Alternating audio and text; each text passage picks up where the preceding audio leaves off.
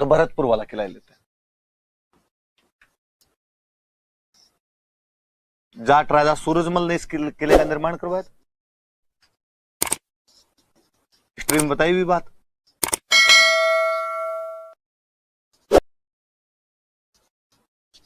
सूरजमल जी द्वारा निर्मित।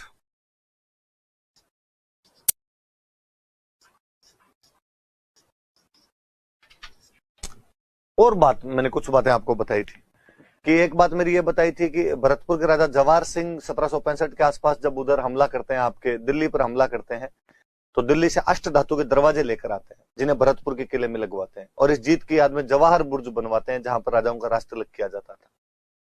राजा रणजीत सिंह 1803 से 6 के बीच जो सेकंड एंग्लो मराठा वॉर था उसमें जसवंतराव होलकर को शरण दे देता है। लॉर्ड लेक यहाँ पर 5 बार हमले करता है लेकिन जीत नहीं पाता है, इसलिए इस किले को हम लोहागढ़ कहते हैं। इस जीत की याद में यहाँ पे फतेह बुर्ज बनवाई गई थी। चार्ल्स मेटकॉफ कहता है, अंग्रेजों का एक बंदा हुआ है चार्ल्स मेटकॉफ, पढ़ा था नाम, अंग्रेजों की तरफ से संधियां करने के लिए चार्ल्स मेटकॉफ ही आया था। और चार्ल्स मेटकॉफ कहता है कि अंग्रेजों की प्रतिष्ठा भरतपुर के घेरे में दब कर रह गई थी, कि भरतपुर वाले आक्रमण ने हमने जो इज्जत कमाई थी वो सारी इज्जत हमारी मिट्टी के अंदर मिला दी थी। ऐसा कौन कहता है? तो चार्ल्स मेटकॉफ ने कहा था कि अंग्रेजों की संपूर्ण प्रतिष्ठा भरतपुर के घेरे में दब कर रह गई है। और भरतपुर का घेरा डालने वाला अंग्रेजों का सेनापति कौन था? Lord lake. और वो बहादुर राजा जिसने भरतपुर के राजा ने अंग्रेजों का मुकाबला किया था कौन था? तो महाराजा रणजीत सिंह, जो शरणागत की रक्षा के लिए अपने प्राणों की जी जान की बाजियां लगा देते हैं। और वो शरणागत कौन था? जसवंतराव होलकर। ये तमाम बातें हमारी पढ़ी हुई। इस किले के बारे में थोड़ी बात बताऊं। इस किले के लिए 2 नदियों का पानी रोका गया। एक तो 2 नदियां हैं,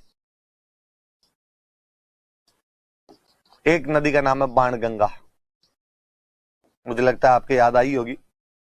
एक नदी का नाम है रूपारेल। इन 2 नदियों का पानी रोके एक झील बनाई गई।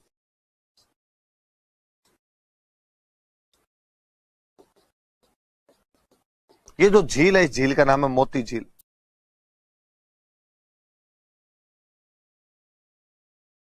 इस मोती झील से फिर एक नहर निकाली गई। सूरजमल जी ने नहर निकाली, इसलिए नहर का नाम है सुजान गंगा। देखो, सूरजमल जी के टाइम एक बुक भी लिखी गई थी, मंगल सिंह पुरोहित की बुक का नाम है सुजान सम्मत विलास, तो नहर का नाम भी सुजान गंगा नहर।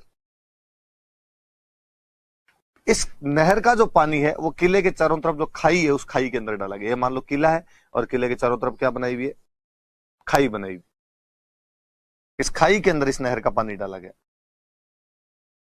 ये खाई है, इसका मतलब किला पारिख दुर्ग है।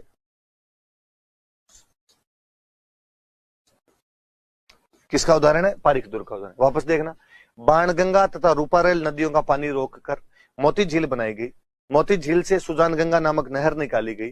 सुजान गंगा नहर का पानी लोहागढ़ किले की खाई के अंदर डाला गया था। इस किले के चारों तरफ खाई बनी हुई है, इसका मतलब किला कैसे दुर्ग का उदाहरण है? पारिख दुर्ग का उदाहरण। बनवाया किसने था? तो जाट राजा सूरजमल ने इस किले का निर्माण करवाया था। इमारतें कौन कौन सी पढ़ लेते हैं।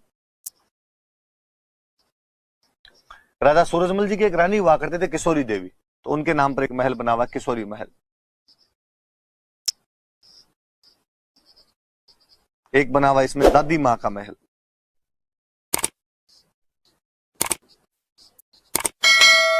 दादी मां का महल बना हुआ। एक बनी हुई है वजीर की कोठी, तो वजीर रहा होगा उसकी कोठी बनी हुई। यहां पर 2 मंदिर याद रखना, तो गंगा मंदिर है यहां पर। एक जनतापुरी राम जी का मंदिर बनाना चाहती है, यहां पे लक्ष्मण जी का मंदिर है।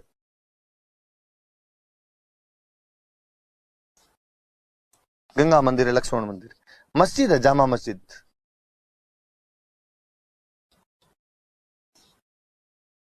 तो ये थोड़ी चीजें याद रखना। किशोरी महल है, किशोरी देवी जी सूरजमल जी की रानी थे।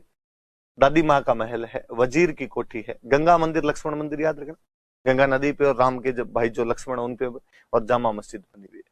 तो ये इसके मुख्य मुख्य इमारतें बोल बोल के देखना, 2-4 बार बोलोगे तब याद होगी। किशोरी महल है, दादी माँ का महल है, वजीर की कोठी है, गंगा मंदिर है, लक्ष्मण मंदिर है, जामा मस्जिद बनी हुई है। यहाँ एक किला और